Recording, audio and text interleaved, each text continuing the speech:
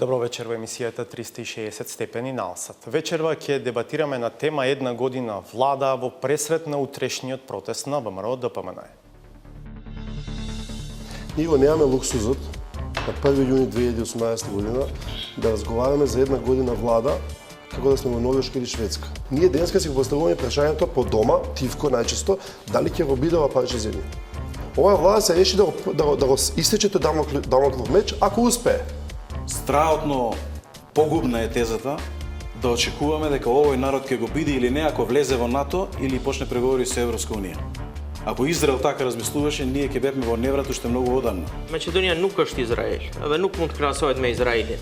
Maqedonia nuk është superfuqi as botërore, as evropiane, as rajonale, si edhe shumë vende tjera, dhe siguria e Maqedonisë varet nga zgjidhja e problemeve të brendshme edhe ruajtja e ekuilibrave të jashtme.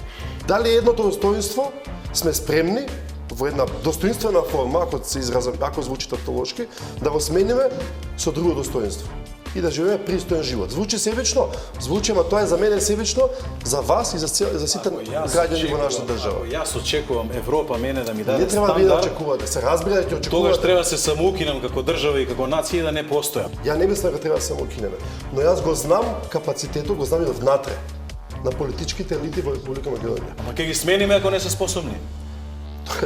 Мислам. Останете на алса, дебатата почнува по кратка пауза.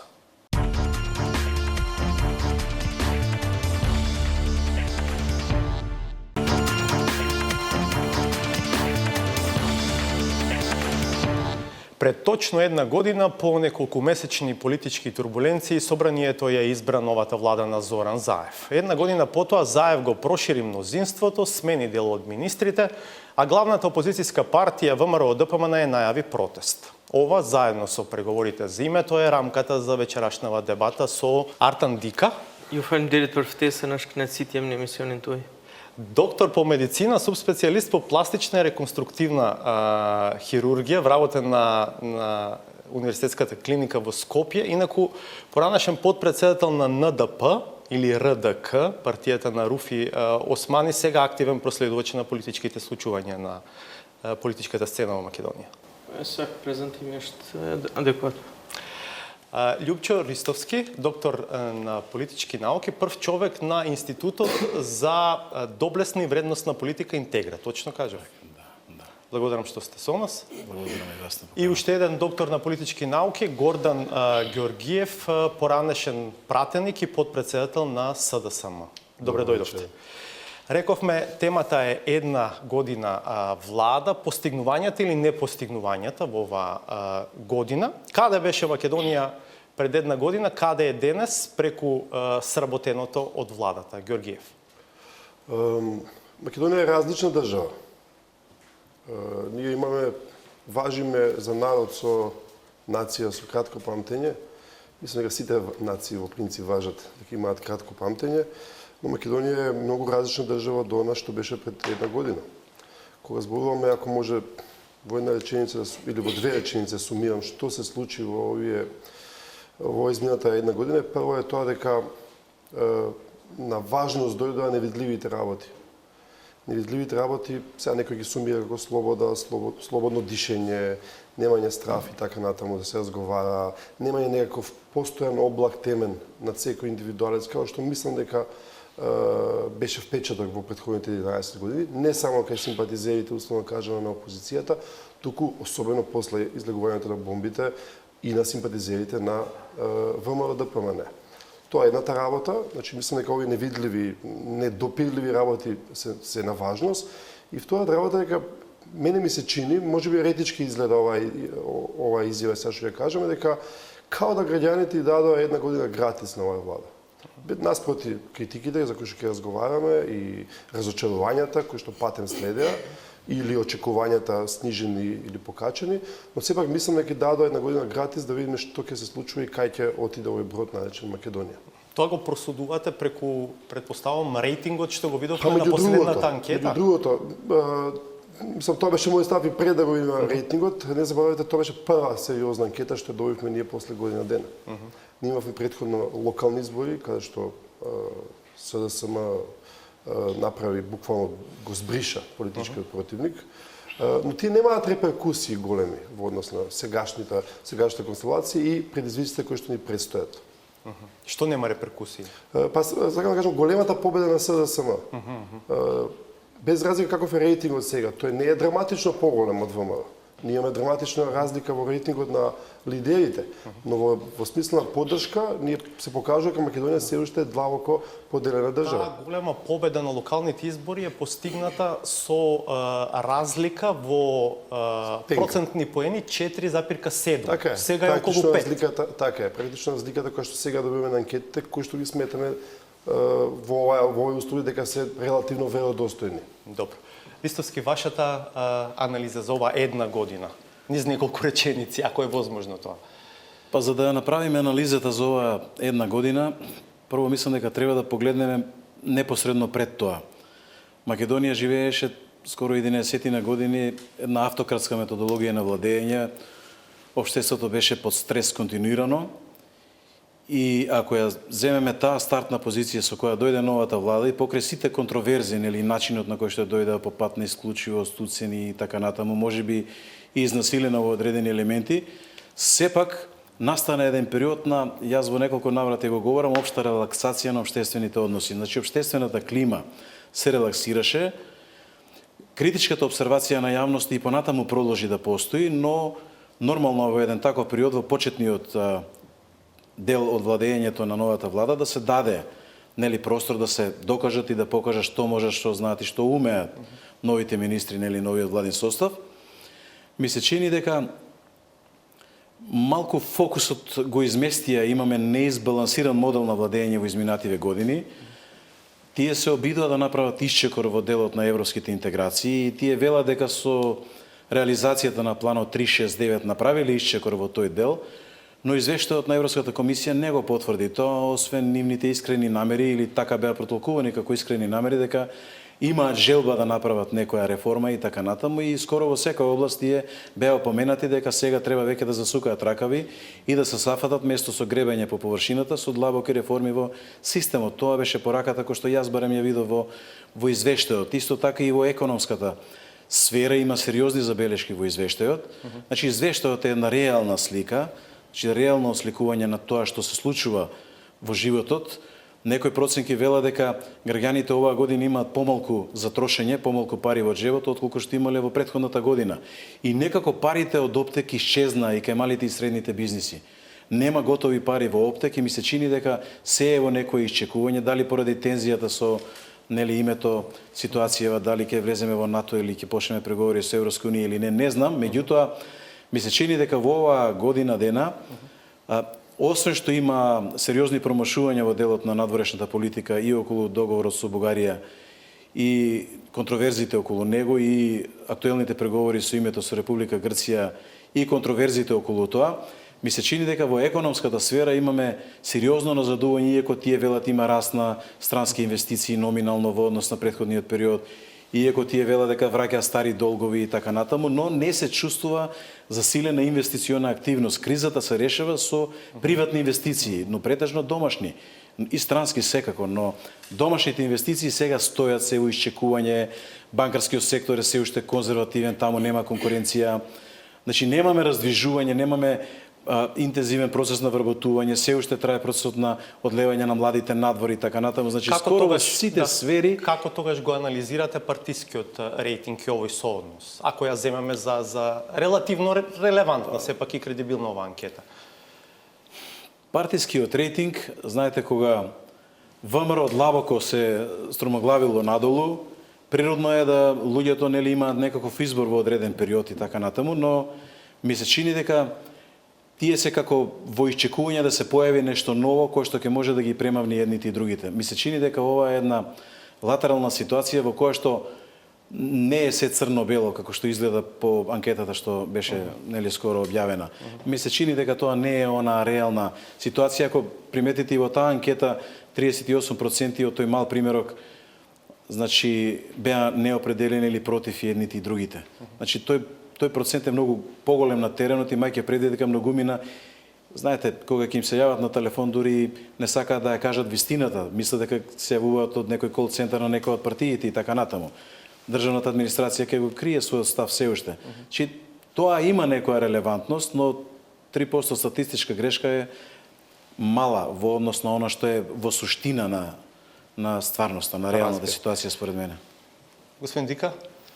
Po, është e qartë se është tjetër situatë. Do të thotë ka kaluar ajo koha e tensioneve, problemet mëdha ku njerëzit ndiheshin të pasigurt, përgjimet ishin një çështje diskutuar për ditë, kishte një pasiguri, protesta, kjo fazë ka kaluar. Do të thotë nga një regjim autoritar me tendenca forcimit pushtetit, kemi kaluar në një pushtet më liberal që lejon lirinë më të madhe të qytetarëve. Çështja është me cilën periudhë krahasojmë. Nëse krahasojmë me të kaluarën, patjetër që është më mirë në kuptimin e lirive të njerëzve. Por duke kaluar koha, kjo tendencë gjithnjë do zbehet ky krahasim dhe do bëhet krahasimi mes gjendjes reale dhe premtimeve të dhëna.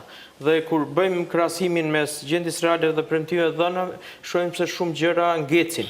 Ndoshta është çështje e fillimit, domethënë është një periudhë njëvjeçare, pushteti është 4 vjeçar, megjithëse u hum një kohë gjatë deri në formimin e qeverisë. Disa gjëra kanë lëvizur për mirë në kuptimin e relaksimit të marrëdhënieve ndëretnike, zgjidhjes disa çështjeve që ishin mjaft delikate, krijoshin tension mes njerëzve, por nëse e shohim aspektin ekonomik ose çështjen e investimeve, hapjes të vendeve të reja të punës ose frymës të përgjithshme, disponimit të përgjithshëm qytetarëve, nuk është se kanë një shpresë të madhe për një përmirësim të madh, ndoshta jo për një periudhë të shkurtër, por ekziston një tendencë e përgjithshme për të vlerësuar se prapë janë ndryshuar personat ose grupet që qeverisin, por mentaliteti është i njëjtë. Ne shohim shumë gjëra, mënyra e veprimit vazhdon në njëjtën mënyrë, do thotë ka një nepotizëm të shprehur, ka një partizim të shprehur, ndikimi i politikës është rrënjësor. Unë vi nga klinikat, për shembull nuk e kuptoj logjikën që partitë caktojnë drejtorë të klinikave. Ato janë kolegët e mi, unë kam respekt për gjithë, një pjesë e madhe janë profesionistë shumë të mirë, por unë nuk di një vend evropian ku partia cakton drejtor spitalesh ose drejtor klinikash. Është një mentalitet që është vështirë të ndryshohet, sepse kemi të bëjmë me të njëjtin popull, me të njëjtin kulturë njerëzish dhe këto gjëra mund të duhen kohë. Them, nuk duhet parë gjërat bardhëzi, ka gjëra që janë mirë, ka gjëra që lënë për dëshiruar, por ndoshta koha do t'i sqarojë, ende është një periudhë kalimtare. Them që nëse krahasojmë me të kaluarën, patjetër që e kemi lënë atë fazë të errët pas, por nëse krahasojmë me premtimet e bëra, do duhet shumë kohë që ato të arrijnë. Често слушаме дека кај албанците не се случи политичка катарза на начин на каков што може би се случи кај етничките македонци. Се согласувате ли со тоа? И велат дека последицата од тоа е дека се нагласува апатијата кај албанците и дека продолжува тој еден тренд. Absolutisht, kjo është një nga tmetat kryesore që të Zoran Zaevit, si kryetari i SDM-s dhe kryeministër, politikanit kryesor dhe të partisë si ti. Ka një qasje, ka një pamje të qartë që zoti Zaev dhe partia e tij kanë rënë pre e politikave të BDI-s për hir të lëshimeve që ato bëjnë aspekte tjera. BDI-a fatkeqësisht është një periudhë gjatë në pushtet dhe përbën një strukturë me një pjesë të madhe të korruptuar dhe tendenca dhe kriminalizuese, e cila realisht nuk merr pjesë në qeverisjen qendrore, por e shfrytëzon atë numër deputetëve që ka për të krijuar avantazhe dhe favore nga pushteti. Do thotë në koncept përgjithshëm, duket sikur është bërë një marrëveshje mes LSDM-s dhe BDI-s, që LSDM-ja do të udhëheq politikën e jashtme, politikën e brendshme, mbrojtjen, ekonominë të gjitha, ndërsa BDI-s do t'i lërë feudat e saj, edhe do t'i lërë të lirë në këtë aspekt që edhe të shkelin ligjin, edhe të jenë jashtë ligjit, edhe të bëjnë punësime familjare, aktivistë politik, ta politizojnë. Keni rastin skandaloz për shembull që LSDM-ja përmes ministres të arsimit i merr kompetencat në fushën e arsimit të 2 kryetarëve të komunave të opozitës pa kurfar arsyetimi bindës ose situata reale. Thjesht sepse humbja e pushtetit të BDI-s në ato 2 komunave çojnë humbje të favoreve të aktivistëve dhe personave të tyre përfaqësues në këto 2 komuna dhe duhet tash ndërhyj kryeministrit, mos përmendim ngjarje tjera që LSDM-ja u vu në krah të BDI-s për ta mbajtur atë në pushtet dhe në lojë me për hir të sigurimit të privilegjeve që kanë ato nga pushteti. Dhe janë disa sinjale shumë të jo të mira, negative, që mund të duken të vogla, por me kalimin e kohës këto janë vlerat mbi cilat ndërtohet një shoqëri. Dhe nëse një shoqëri nuk ndërtohet mbi drejtësinë, nuk ndërtohet mbi dhënien e mundësive të barabarta, nuk ndërtohet mbi favorizimin jo drejt favorizimin, por dhënien e mundësisë më të aftit, atëherë me kalimin e kohës këto gjëra do të degradojnë, sepse shumë pushtete vinë për ideale të mëdha dhe mbesin peng i interesave të vogla koruptive. Сакате да реплицирате овој прв дел? Јас сакам се една генерална забелешка, значи едната е албанците, а другата е околу зборовите дека општеството е веќе пацифицирано на некој начин, да кажеме, не прифаќам да барем јас не прифаќам да провејува таа синтагма дека општеството е веќе смирено, дека нема потенцијал за тензии. Напротив, кога кажав година дена гратис, толку мислев на идејата или да мотивите на граѓаните дека оваа влада во суштина не беше избрана за да ја европеизира Македонија. Без разлика на очекувањата на граѓаните, на интелектуалците, што и да значи тоа. Оваа влада беше избрана со такво тенко мнозинство за да го смени Груевски. Ние сега малку да се вратиме назад како изгледаше целиот тој процес. И оттаму очекувањата, не знам, ние денеска ги гледаме гочливите плодови на шарената револуција, кои што очекувања беа вселенски. Дека сега тука ќе потече мети некои дека реформите ќе продолжат, во суштина гледаме дека имаме една партиска влада составена од партиски луѓе, секој со различни квалитети, некои со подобри, некои со полоши квалитети, и кој што не дава таква надеж дека сега одеднаш реформите ќе продолжат во едно длабоко поделено општество. Тоа е првата работа. Втората работа е, овие 20% на ВМРО на ДПМН ни покажува дека имаме едно големо тело од 20% и една обезглавена опозиција, која што има 2,9%. И уште две други глави, кои што едната има 6,1% Груевски и другиот председател на државата. Трите заедно се 20. Па прашање дали можеме така да ги квантифицираме. Не, добро, ама очигледно е дека се поделени тие 3 на 12 на Прашање Иванов, дали овие 6 другите на... две глави неофицијални лидери на опозицијата Иванов и Груевски може така да ги квантифицираме, да ги собереме, но сега да кажам дека ние имаме едно ВМРО-ско тело, условно кажано, тврдо тело, кое што е во сушта спротивност со политиките на сегашната влада, во драматична спротивност. И има некои позиции политички. Колку повеќе или помалку радикално, не само на името, туку на име на идеологија, што и да значи тоа во македонски контекст. И тука поделбите тлеат. Поделбите тлеат и на темата албанци и македонци. И не смееме да забораваме таа тема. Таа е една од најважните теми во Република Македонија. Јас бев тоа можеби најважната.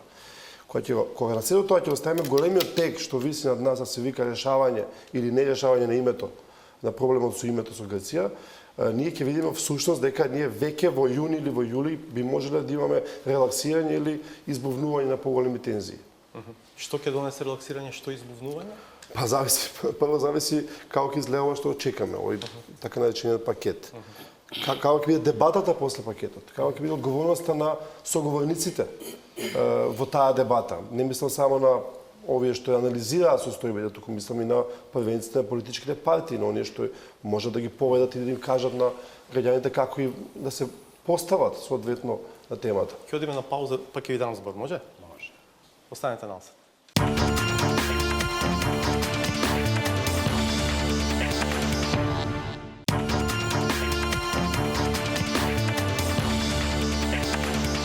Ја продолжуваме дебатата во 360 степени, посветена на една година влада.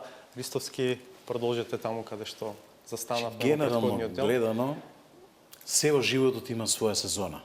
Ете и од зачнувањето до породувањето 9 месеци треба да поминат. И од кога ќе засадите растение едногодишно и така натаму, треба во текот на годината да ги даде првите плодови, освен ако не станува збор за долгогодишни насади. Значи, ова правило во природната закономерност важи и во политичката закономерност. Че една година е доволно за да вие ги дадете првите плодови. Ако по првите плодови не видиме дека ние ќе имаме издржна берба, тогаш нешто некаде сме промашиле. Значи, владата нема авансирано, не знам, долгогодишен период на владење и така натаму. Мнозинството е апсолутно тесно. Таа излеза и набра 365, како ги велат, промени за подобар живот на сите граѓани. Јас ги анализирав една по една, сите во детали. Речеме наменски за емисијата. Има таму и убави работи во одредени министерства. Значи има и одредени достигнувања и така натаму. Има зафаќање со суштински нормативни измени. За волја на вистината може да кажеме дека некој си започнал да одработува неговата работа. Но генерално општиот печаток е она кое што граѓаните сакаат да го почувствуваат, дека подобро ќе живеат од пред една година, дека повеќе пари ќе им тропаат во джебовите. Тоа е оној примордијален интерес на луѓето дека подобро ќе живеат од претходно. Очекувањата беа големи, надежите беа големи. Можно ли е разликата да е во тоа што, да речем, во изминатите 10 години бевме навикнати на еден пропагандистички пристап од страна на власта, на едно централизирано известување, исти прилози на едни исти медиуми, доминантно позитивистички пристап, а сега ќе се согласиме дека има едно прилично, една дифузна, како да кажем, јавност. Делата некој пат говорат за пристапот во работата на луѓето. Знаете, не треба пропаганда за да ја видам дека во Скопје 1 километар асфалт е ставен. Ама не е ставен. Минатата година изговор беше буџетот, оваа година што е изговорот. Така, ветија ти дека кога го довршат Борис Трајковски до Драчево мостот, не го довршија, пари има во буџетот. Помина пола година не е потрошено.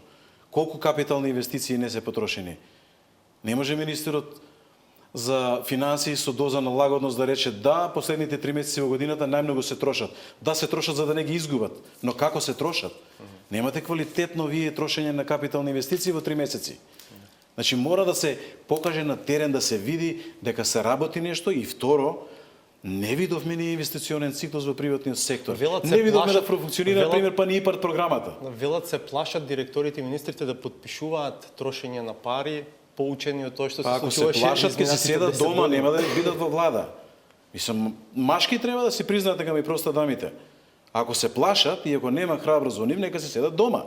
Има луѓе што имаат храброст во овој општество, кои што знаат како домаќински да ги потрошат тие, не коруптивно.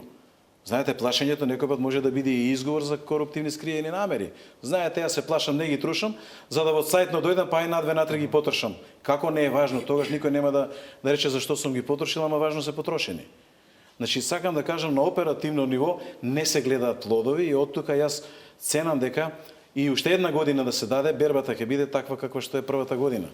Значи, не може нешто драстично вие да измените, па ако сакате и до крајот на годината. Тоа лошо зборува за концептот на владењето на владата и второ, ми се чини дека добро, секоја нова влада и треба неколку месеци за да се искоординираат меѓу себе, секој да си ги преземе своите овластувања, да се усогласат едни меѓу други.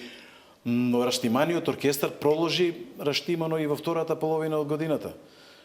На таа една измината година. Ми се чини дека се уште не се усогласени, се уште некој си тера своји лични агенди внатре во владата, се уште имаме внатре партиско натегање по разни основи, па ако сакате и по етничка линија, се уште има и внатре уцени, притисоци, условувања, се уште има злоупотреба на институциите на системот, се уште немаме класично владење на правото, СЈО сериозно потврлува во овој период од година дена.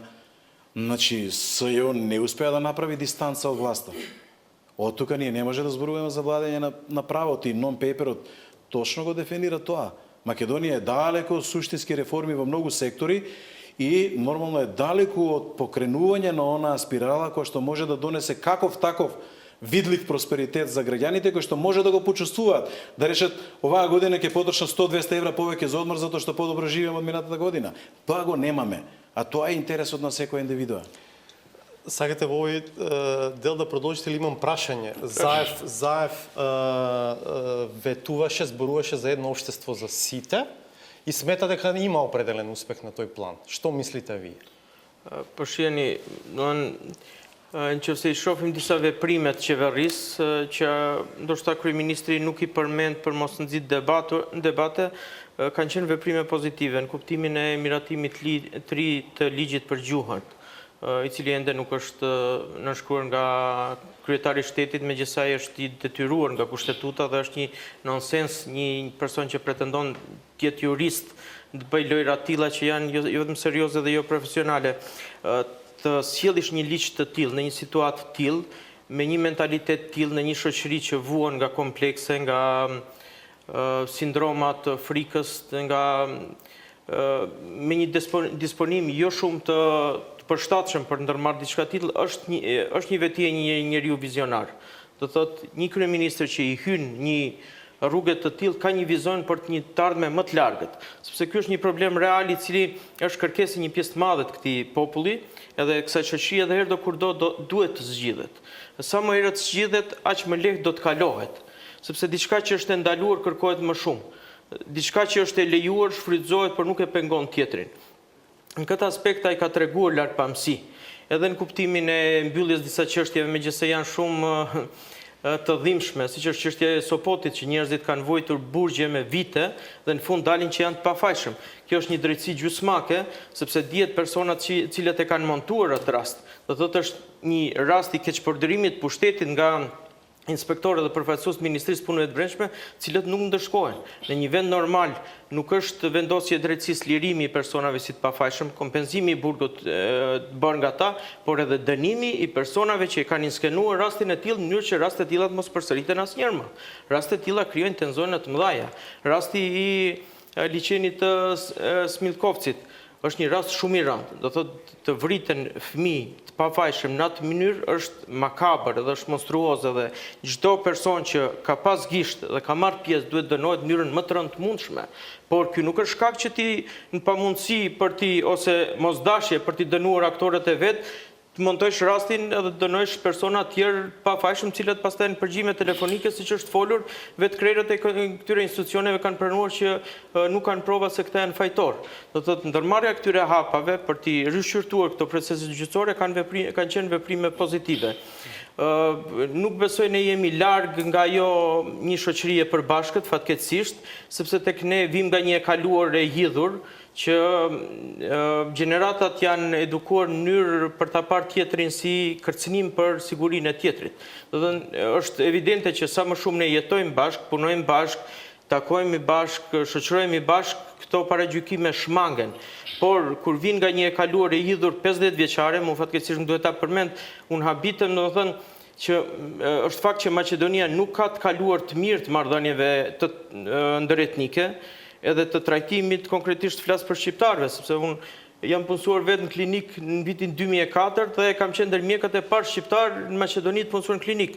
Nuk mund të krenohet një vend i cili 50 vjet 1/4 e popullsisë e ka përjashtuar nga punësimet në spitalet. Unë nga Struga vi, mund dalësh në shëtitorin e Strugës dhe ke mbi 30 buste të heronjve maqedon të vrarë gjatë luftës botërore, ndërsa nuk ke asnjë bust një shqiptari, ndërkohë që patjetër kushite e mi janë vrarë në frontin e stremit. Kjo ka qenë një politikë përjashtuese. Ose kemi rastin e Tetovës, ke 5 gjimnaze në Tetov, asnjë nga këto gjimnaze s'ka emër të ndonjë heroje së përfaqësuesit kulturës ose letërsisë shqiptare. Kjo është një e kaluar që sjell pasoja të rënda për të tashmen. Do thotë, duhet jemi një shoqëri. Patjetër që duhet të jemi një shoqëri, por një shoqëri duke respektuar njëri tjetrin, jo duke shtypur njëri tjetrin. Unë për ligjin e gjuhës shqipe, mund ta them këtu që kam mbaruar edhe fakultetin juridik, ka bërë përshtypje që nga palja maqedone kundërshtimet janë sjellën atë që ky ligj e minon unitaritetin e shtetit e vendit. Është absurde të pretendohet që ligji i gjuhëve minon unitaritetin, kur unitariteti ka të bëjë me organizimin territorial të vendit. Dhe ke shtete unitare, siç është Izraeli, që ka gjuhën arabe zyrtare, ose ke shtete unitare, siç është Franca, që ka vetëm frëngjishtën. Domethënë, kombinimet janë nga më të ndryshmet në botë. Por të paturit më shumë se një gjuhë zyrtare nuk ka të bëjë me unitaritetin. Ke shtete federale që janë me një popull, siç është Gjermania, ose ke shtete federale që janë me 2 a më shumë popull. Fjala ime është këtu që tendenca e një elite politike pushtetare në Maqedoni për të ruajtur një etnocentrizëm, që çdo gjë për ta lidhur vetëm me një etni, ka qenë ajo që ka shkaktuar këto tensione. Ne fatkeqësisht kemi edhe sot e kësaj dite manifestime ku gjitha këngët që këndohen janë vetëm të një etnie, ose aktivitete kulturore të ndryshme që etnitë të tjera përfaqësohen. Këtë du ta përkufizoj, do thotë në pamundësi për dalur hapur për thënë atë që pretendohet që ne duhet të harrojmë etnocentrizmin e një vendit, që çdo gjë cilët rreth një etnie, rreth një gjuhë, atëherë për ta mbuluar këtë klishe, këtë tendencë, dilet me tezën e unitaritetit, e cila s'ka të bëjë me çështjet e duhur. Këtu nuk kërkohet që të organizohen njësi territoriale brenda vendit. Ajde, ovozможиме дебата. Вака, јас мојам принципиално да не се согласам со претходните две дискусии на моите соговорници. И тоа не навлегувајќи во содржината. Содржината е помалку или повеќе не е спорна. Но, денеска сме 1 јуни, 2 јуни. Чекаме практично секој момент да се слушнат двајцата премиери и да ни кажат, да ни соопштат на двете јавности што се случило во државата.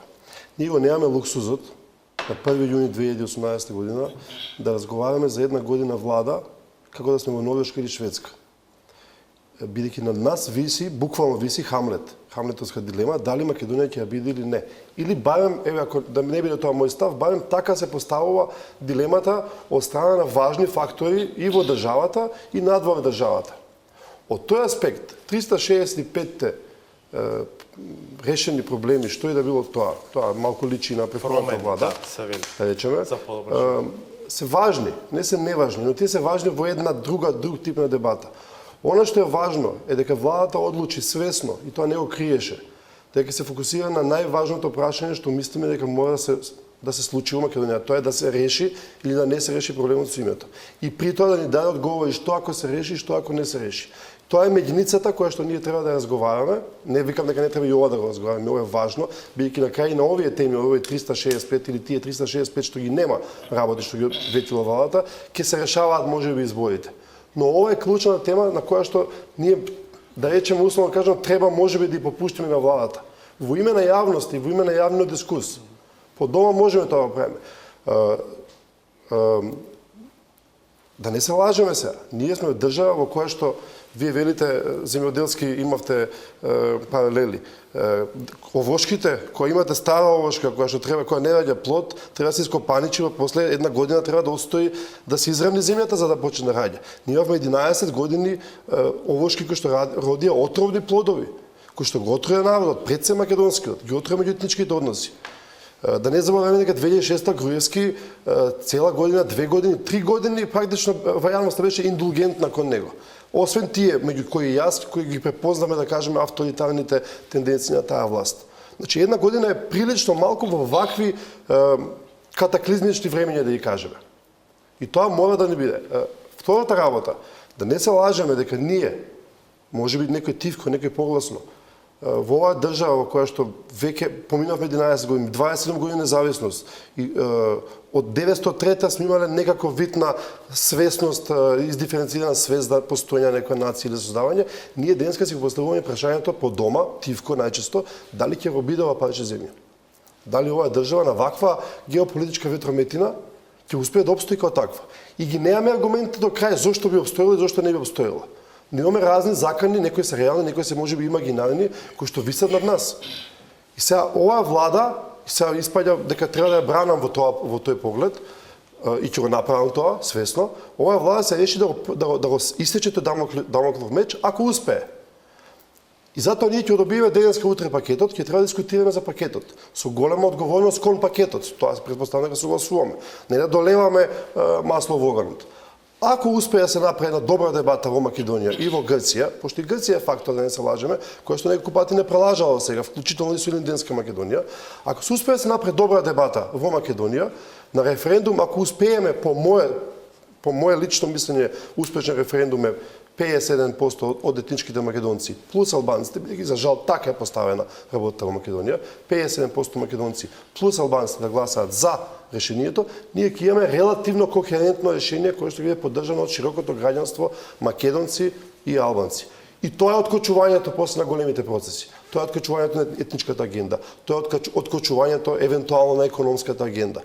Тоа е откочувањето на овие стравови што висат над македонецот, дали ќе биде државата и така натаму и така натаму. И се отворив, извинете, повеќе дилеми, ама мислам дека се важни да се дискутираат, апропо темата една година влада. Че илустрацијата околу нивата и овошките е секоја нова влада добива ново поле за работа. И каква семе ќе си посее, такви плодови ќе си жнее. И тоа е чиста математика и тука нема бегање од таа работа. Второ, владата не доби мандат да решава само едно прашање и 20 министри да седат заради тоа прашање. Владата доби мандат да им го подобри животот на граѓаните, патем и да се обиде да ги реши сите горливи спорни прашања кои што и тежат. И трето, страотно погубна е тезата да очекуваме дека овој народ ќе го биде или не ако влезе во НАТО или почне преговори со Европска унија. Ако Израел така размислуваше, ние ќе бевме во неврат уште многу одамна. Не е нож под грло. Не смееме да го плашиме народот дека ако не влеземе во НАТО сега во јули или ако не почнеме преговори со Европската унија, готово е. Нема да не биде. Не е точно. Има безброј латерални решенија. Ако малку само размислат и ако малку консултираат или се советуваат со умни луѓе, ќе ги најдат тие латерални решенија. И има латерални решенија.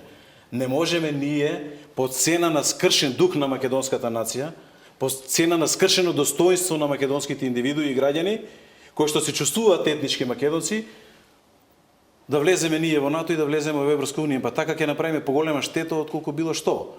И трето, ние сме обстоиле во Турско 500 години, не газеле, не палеле овде, не уништувале, па сме обстоили и сме се задржале такви какви што сме. 100 години српско не владеело овде, не газела српска чизма, па сме имале трауми и не знам што.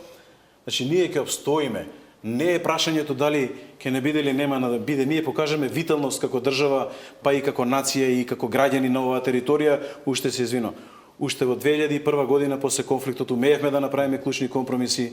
Ние правиме и сега клучни компромиси и дома и надвор и така натаму се извино. Но прашање е квалитетот на перспективата.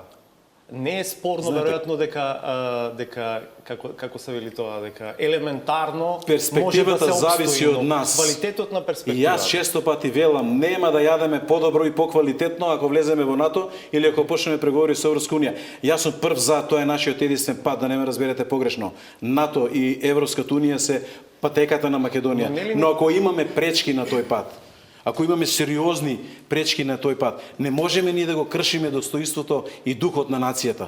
Па тоа да се случуваше на нашите сограѓани албанци, за ние македонците ќе го дозволевме тоа, немаше да го дозволиме. Знаете, правдата и вистината одат рака под рака со Господ. Правдата и вистината се на наша страна.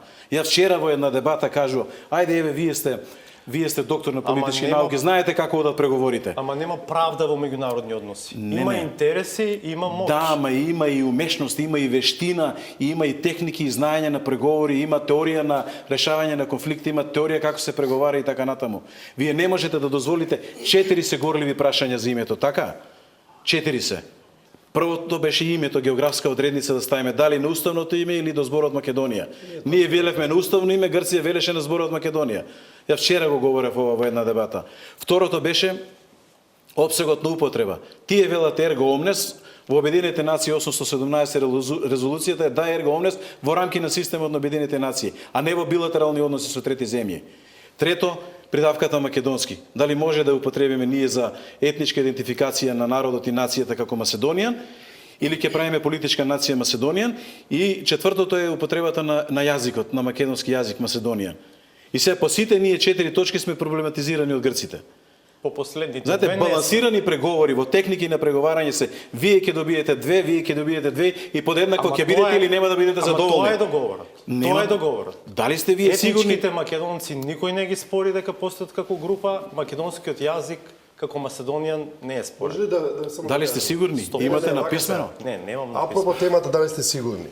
Јас ценам дека е крајно штетно да јас не дискутирам. Јас се појавив на неколку телевизии и не сум дискутирал никогаш во содржината на пакетот. Бидејќи мислам дека е штетно да се. Затоа што гледате и вие не сте сигурни, можеби и вие не сте сигурни, така? Кога ќе одобиеме пакетот, често ја се отвори дебата. Бидејќи препоставам, јас се согласувам со вас, освен во една тема не согласувам. А тоа е начинот на кој што го поставувате оваа дилема кој што јас ја поставив да се биде или не. Бидејќи никој до сега во Македонија не даде доволно добар одговор што ќе се случува денот после тоа доколку пропаднат преговорите. Јас ќе ви кажам Само одговор да сега, може? кажем, ќе ми кажете подоцна. Освен Заев, кој што рече ќе внесеме тогаш Европа во Македонија, кој што за мене е лажен одговор. И се апропо дилемите кои што ги отворивме од една година влада, што се случува? Фактот дека имаме релативно, да не бидам груб да кажам апсолутно, неспособни политички елити од целата страна на спектарот, албанци, македонци и како сагате. Фактот дека имаме високо партизирана администрација, високо партизирани структури, високо ниво на корупција кој што не може да се копаничи како што се копаничат старите овошки и нема надворешни структури. За жал, бидејќи јас сум понижен заради тоа во оваа моја држава. Нема надворешни структури како што Европска унија или НАТО кои што ги дадат некакви стандарди, на кои што нема да може да се мрда многу лево десно.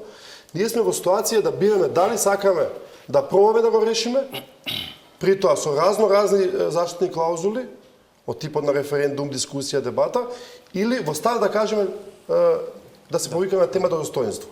Сега темата достоинство ќе ви кажам. Има една цела приказна, тоа сега социологија на достоинството. Што значи достоинството за еден народ? Првата е врзана, значи што е она што ја прави вреден, да се чувствувате вреден или безвреден.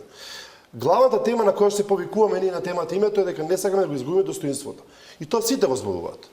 Премиерот прв, нема достоинството и така натаму. Значи не сакаме да се обезвредниме како луѓе, како нација, како народ, како македонци. Ова што велите по турско, српско и така натаму. Две се тука темите. Едната е обезвреднување или губење достоинството кон надвор, кој имате поголем, како што е Грција, каде што имате голем притисок од страна на големите сили, заради геополитички тие велат причини, еве да кажеме дека јас не го велам тоа. И другата работа е обезвреднување или губење достоинството внатре. Искрено ќе ви кажам, 11 години, не беа 11, 9 беа 8, јас чувствував комплетно недостоинствено под власта на Никола Груевски.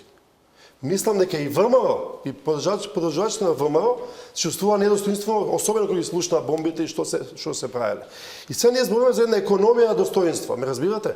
Дали едното достоинство сме спремни во една достоинствена форма, ако звучи тавтолошки, да го смениме со друго достоинство и да живееме пристоен живот. Звучи себично, звучи, ама тоа е за мене себично, за вас и за сите граѓани во нашата држава. Ако јас очекувам Европа мене да ми даде не треба ви да стандард, очекувате, се разбира дека очекувате. тогаш треба да се самоукинам како држава и како нација и да не постојам. Затоа ви велам, немате план Б. Тоа е недостоинствено. Да очекувам друг да ми даде нешто или како што вели премиерот Заев да не храни народот бил гладен, мора да влеземе во НАТО. Ваквите апокалиптични визии. Тоа е недостоинствено. Извинете. Ваквите апокалиптични визии дека треба да се самоукинеме, не се моја приказна.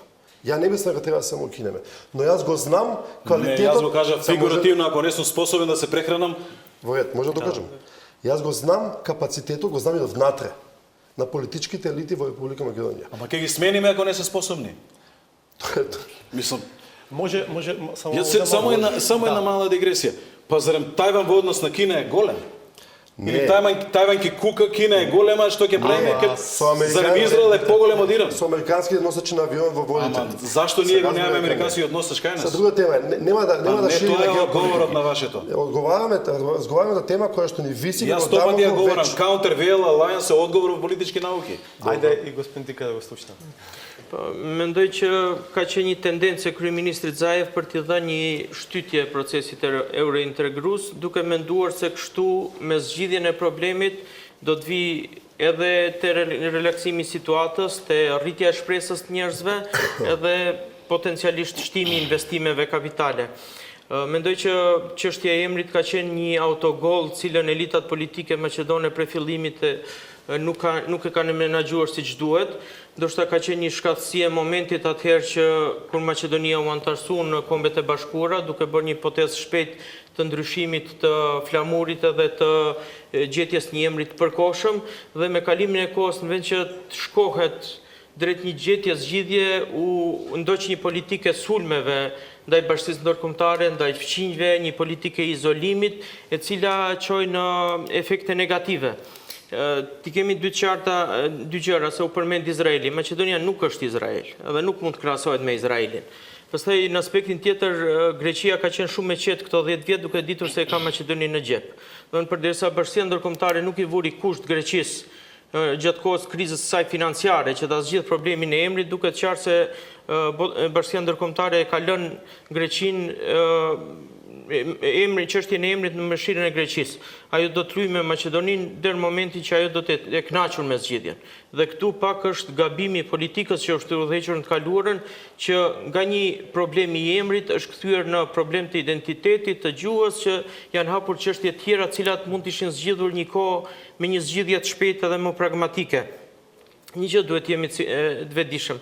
Maqedonia nuk është superfuqi as botërore, as evropiane, as rajonale, si edhe shumë vende tjera, dhe siguria e Maqedonisë varet nga zgjidhja e problemeve të brendshme edhe ruajtja e ekuilibrave të jashtme. Në këtë aspekt, Maqedonia duhet të ndjek politikën e fqinjësisë të mirë, të tregoj kooperativitet edhe bashkëpunim në marrëdhënie me fqinjët, sepse ne e dim realisht duhet ta pranojmë që kapaciteti jonë si vend i tillë është, Maqedonia nuk ka ndonjë kontribut të madh nëse marrim as në aspektin në fushën e sportit, të ekonomisë, të tregtisë, të shkencës, kontributi jonë në sferën evropiane dhe botërore është minore. Mendoj që politika maqedone ka qenë prej e një diplomacie dhe politike të shkollës sërbe, të një politike agresive, të udhëheqjes me fjalë të mëdha, me popull qiellor, me popull biblik, cilët pastaj çojnë në atë që populli nuk kanë as libra, as Biblën, as Kuranin, por hanë bukë, dhe përdisa gjendja e tij ekonomike do vi duke u përkeqësuar, ose do gjetë zgjidhje duke dalë jashtë, ose do krijohen, do rriten tensionet e brendshme, edhe do kërkohen zgjidhje tjera jo të këndshme. Jemi evident që nga ndërtimi i skulpturave të panumërta edhe vendosjes të emrave të antikvitetit në objekte të ndryshme, po detyrohemi çdo gjë që ta tërheqim. U tërheq emri nga autostrada, ka filluar tërheqja e përmendoreve, do thotë është lehtë të pretendojsh të bësh politikë të madhe, por realisht ka një fjalë shqip që thotë shtri këmbët sa e ke organin. Ne duhet të bazohemi në politikën e jashtme, po edhe të brendshme në zgjidhjen e problemeve reale dhe jo fryrjen e konflikteve ose udhëheqjen e një politike që ndoshta ta shtuqytur në krenari, që për mua s'është krenari, sepse një popull pa ekonomi, pa zhvillim nuk mund të jetë krenar dhe nuk mund të dinjitet. Sot ekonomia është çështja që i çon popujt përpara. Ne gjithnjë do të shkojmë në stagnim dhe do mbesin mbrapa të tjerëve. Dobro, ќе влегуваме полека во финален еден круг. Што ќе биде решавачко во следниот период? Ајде, Ристовски, вие прв. Решавачко ќе биде како ќе финишира овој пакет за кој говори колегава. Дали прилично критичен во однос на начинот на кој што досега тече тој процес? Така. И тоа ми дава за право да тврдам дека одиме во лоша насока.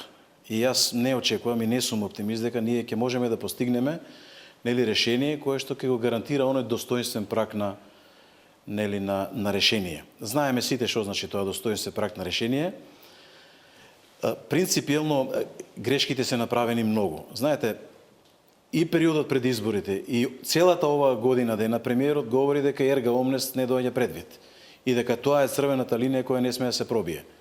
Со предлогот Елинденска Македонија, значи и троштината на грчката дипломатија и на премиерот Ципрас успеа да го пробие звучниот зид за ерга омнес во македонската јавност и ја освоија таа територија од пакетот, нели го здробија и си го земаа само тоа што им требаше. Иако владата рипаше прво, не може пакетот или тој земи или остави и така натаму, видовме дека пакетот продолжи само со оно што и треба на Грција. И сега нема враќање од ерга омнес. Знаете што е ерга омнес? Некој од надвор да дојде дома кај вас и да рече од денеска вие ќе живеете во вашата куќа според куќиниот ред што јас ќе ви го дадам. И ќе се нарекувате меѓу себе така како што јас ќе ви кажам. Тоа е недостоинствено решение. И тоа е оно што го гази моето достоинство како индивидуа, а ја верувам и на колегата достоинството како индивидуа. Значи не може така да се однесуваат. Тоа е флагрантно, дрско и безобразно мешање во внатрешни работи на суверена држава. И знаете, тезата е дека Грција најмалку што ја интересира е достоинството на македонската нација. Тие не ја признаваат. На официјалниот сајт на Министерството за надворешни работи на Грција и ден денеска стои, отворете го, дека македонската нација е титуска творба, дека ја измислиле, не знам, Србите, Сталин и така натаму, дека македонскиот јазик е вештачки создаден, измислен јазик и така натаму после војната. Значи, тие имат непријателски тези. Ангел Димитров, преговарачот главен од бугарската страна во комисијата за преговори околу, внимавајте, образованието и историјата со Република Македонија, дава интервју и без око да му трепне ги дефинират црвените линии на Бугарија. И вели, главниот проблем во преговорите ќе биде само идентификацијата на населението во Македонија со идејата за македонизам и постоењето на македонската нација и постоењето на македонскиот јазик кој се идентификува со неа. Ако ова не го сватат, вели македонските историчари, дека тоа е вештачка творба, ние ќе одиме понатаму. Ќе ја сопрема Македонија на патот кон Европска унија. И тоа е договор за пријателство. Тоа е еден член Тој е на пријателски, комисија. но тој е председател. Замислете климата кога ќе седнат првиот ден на разговори. Што очекувате вие од тука? Каква перспектива очекувате кога однапред имате непријателски став? Главната суштина не е формално правно дали ќе има нашето уставно име географска одредница или не. Главната болка на Грција е што одреден народ кој што се чувствува во етничка смисла себе си како македонски народ има суверенитет на одредена територија, оформил држава. И таа држава, со постоењето на таа македонска нација, со постоењето на тој македонски јазик, е силен магнет за самоидентификација на половина милион кои што се чувствуваат етнички македонци во Грција и се поистоветуваат со неа. Тоа е опасноста да не се разбуди свеста во нивниот северен дел во Грција. Ако тие идентитетски одредници бидат обезбедени, колку што ве разбирам, за вас... Дали имаме ние еден единствен решението материјален доказ дека до оваа фаза во преговорите тие се обезбедени? Дали за вас е обезбедено ако македонски во Обединените нации иде на латиница? Не, ако е Македонија на англиски. А ако е Македонија, окей, јас ќе ги подржам веднаш. Добро. Но јас мислам дека не е така. Ќе почекаме и ќе видиме. Именно, апелирам, значи најпријателски апелирам на почекувањето. Зашто влегуваме во немени води, од утре може би веќе, од вечера, каде што ќе мора се отвори дебата во општеството на темите. И ние ќе треба со одговорност кон јавно искажање збор да дебатираме, така? Значи се не може да дебатираме на предпоставки на хипотези. Се извинувам, сега се дебатира. Кога ќе стават подпис на меѓудržавниот договор, готово. Референдум ќе има. Значи, Ама референдум... ајде да ги видиме процесите. Значи, затоа велам јас, постфестум. не може да е посвестно референдум, бидејќи највисок облик на изјаснување на граѓаните. И крај. Да, ама чекорите ги прочитавте? Ги прочитав, се разбира, ги прочитав и Па не ги ратификација коментирам. во собрание како може да се врати назад? Може да се врати назад. А, добро. Значи, прво да бидеме внимателни да дуваме на јогот. Јас сум многу критичен и на многу теми сум на ваша линија дури. Може да зачудите. Јас сум многу критичен кон Европска унија. Бидејќи ние сакаме да влеземе во европско семејство кое што е полно со бракоразводни парници. Но, на крајот на денот, кој ќе дојде пакетот, ќе имаме одговорност да го коментираме и да видиме, да извагаме се вика тоа. Бидејќи вие знаете што значи политички односи преговарање, знаете што значи баланс на сили, знаете што значи дисбаланс на сили и знаете кои избори треба да ги направи едно политичко раководство. Ако нашето сегашно политичко раководство го направи тој избор, јас имам право како граѓанин да го критикувам, да го коментирам, да го поддржам или да не го поддржам. Верувајте ми, ако мене не ми се допаѓа лично пакетот, многу повеќе ќе го боли мојата критика отколку вашата. Не го кажам тоа заради мојата позиција дека некаква, туку заради мојата предисторија. А нема да се лишам да го критикувам. Зашто и еднакво се осеќам понижен од цела оваа галиматија со околу името. Но кога ќе ги сведам на крај, на најмал заеднички содржател, капацитетот на оваа држава, на мојата држава, која што јас сум се вратил од Париз и Лондон и сум студирал, да живеам овде, кој е нивото на капацитетот и кои се перспективите, јас добро ќе размислам што ќе извагам во мојата мисли кој ќе го давам мојот глас. Тоа ќе биде мојот минимален, најмал заеднички содржател. Господин Дик. Вашето прашање. Еве ова, што ќе биде решавачко во следниот период? Mendoj që çështja e integrimeve shtyhet përpara me synimin që të ofrojë një perspektivë, një shpresë më të mirë, po edhe të ardhmen një investime më të mëdha kapitale në investime nga sidomos nga investitorët e huaj. Mendoj që ekonomia do të jetë çështja kryesore. Unë mendoj që zoti Zaev ka bërë gabim në aspektin e asaj lojrave që ka rënë në ndikimin e interesave të partijake të BDI-s, përjashtimi i Aleancës për Shqiptarët me kërkesë BDI-s, që ishte evidente sepse ato deklaronin që nuk do ta votonin ministrin e ri të shëndetësisë të kësaj partie, ishte një sinjal i keq. sepse siç kërkoi Pala Maqedone Katarëse, siç përmendët ju në Palën Maqedone, edhe shqiptarët duke votuar në një numër të konsiderueshëm për LSDM-n, votuan edhe për rrëzimin e regjimit Gruevskit, i cili ishte bashkë në qeverisje me partinë tjetër shqiptare. Vazhdimi i të njëjtës praktik, të njëjtës mënyrë qeverisje në aspektin e përfaqësuesve shqiptar nuk është diçka e mirë, sepse është në kundërshtim me vullnetin e atyre votuesve që votuan për LSDM-n. Unë mendoj që me kalimin e kohës kryeministri këtë pakënaqësi do ta ndjejë gjithnjë më shumë dhe ndoshta kjo do të reflektohet në zgjedhjen e ardhshme. Ekonomia është ajo që i përcakton gjërat. Unë besoj në një ndarje më të drejtë buxhetore në zonat e ndryshme të Maqedonisë dhe në një barazim më të plotë qytetarëve pa dallim përkatësie etnike, gjinore, krajinore dhe tjerave, sepse këto janë vlerat që e ndërtojnë një shoqëri me perspektivë, që vazhdohet si në të kaluarën, që favorizohen familjarët, partijakët, lidhjet e ndryshme, ne do të vazhdojmë të cilemi rreth njëjtave probleme dhe dikur, siç edhe i ka ardhur, është shpreha në majt hundës së rinisë, duke gjetur zgjidhje jashtë. Kjo dyndje masive e popullatës do ta çojë këtë vend në një mungesë perspektive gjithnjë më të madhe. Само една секунда. Значи, целата идеја да не се разбереме погрешно е. Интелектуалната елита во Македонија, значи, слободно мисличките луѓе, морат и во оваа фаза критички да ги обсервираат сите владени чекори во било кој сегмент од владеењето. Да предочиме можеби нешто, не го гледаат, да ги предочиме замките, стапеците, измамата од лукавиот на патот. Значи, ние мора да бидеме проактивни во тој дел, мора критички да обсервираме, а мудра влада ќе работи на тој начин што ќе го конфронтира првенствено својот став со критичката јавност, ќе ја собере сета мудрост од дома, па ќе излезе надвор да преговара, а не обратно. Значи, следот на чекорите е тој. Ја мислам дека така е најпаметно да се направи. Добро, мене ми беше задоволство вечера да ве слушам сите вас, се надевам и на гледачите. Ви благодарам што бевте дел од 360 степен. Ќе направиме уште една кратка пауза по која е саботажата.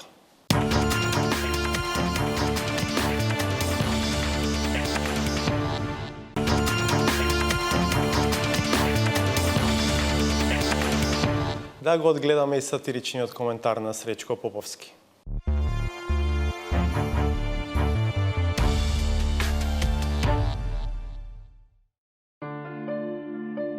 Двојката заседната во сепарето на власта ја злоставува и таа мала опозицијска танчерска алијанса, изживувајќи се со неа на своите политички журки. Шипката во таа игра не служи за намената, туку е орудие со кое им се кршат рацете на оние што пробуваат да се фатат за неа. Од 2 ноември во општина Гостивар, освен навечер што доаѓаат на одредени приватни забави, никој не доаѓа од министрите во општината. Значи, дали Гостивар е во територија на Република Македонија, се прашува. Не е само до хуманата географија од изгледа нема доволно ниво дури ни на општо познавање на оваа наука, со оглед дека и на една толку мала територија се прават неочекувани грешки, особено од оние чија цел е повторно да ја освојат. Инаку Преспа е еден убав град во Република Македонија, каде што има едно прекрасно езеро.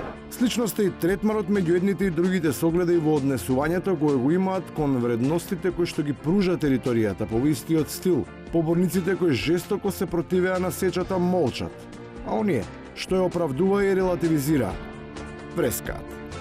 Нема промена, оти само бизнисот е вечен. Значи, јас лично ќе бидам поборник на тоа да за секое исечено дрво бидат насадени најмалце 10. Градот Скопје и општините во градот Скопје за секое дрво 10 нови посадувања. Значи 10 за едно ните. Паралелата се провлекува на сите нивоа. Јавниот дискурс е обременет од лични, а не од политички несогласувања во кои потрагата по некаква вистина се губи во наводите од персоналните досиеа и завршува како лажирана форма на дебатирање, во која никој никого ниту слуша, туку за да биде ефтино забавно, служи само за тоа да се види кој кого прв ке шиканира. Намерно ве Вашата култура е стварно на толку за вашето мислење за мојата култура, вие манипулирате и ги лажете граѓаните. Чекајте малку. Да го кажам, еве, да пуснат луѓето дека лажете. Со тие зборови не ја кажувате вистината. Да ти ја кажам вистината? Да. Со документи да извадам? Да. Извадете документи. Како пише документ? Неприлагодлив кон средината. Ја го пишав тој документ, лекар би го пише. Немојте Мене ме ми молам да пишал ме некој блеш. документ. Така. Ајде извадете го, жити мајка ако е така. Сепак, вистинското шоу го прават и се случува оному каде што никој тој не може да го очекува. И тоа без никакви документи, камоли минимум аргументи, туку само врз основа на автономна перцепција, која до пред една година на едносмерниот автопат на измислици и глорификации беше пласирана како објективна стварност. Не се направени само затоа што Заев сега е премиер, а не е Груевски. Година ден една бандера преместува да беше Груевски премиер, сам ќе одштрафеше, ќе преместеше на друго место.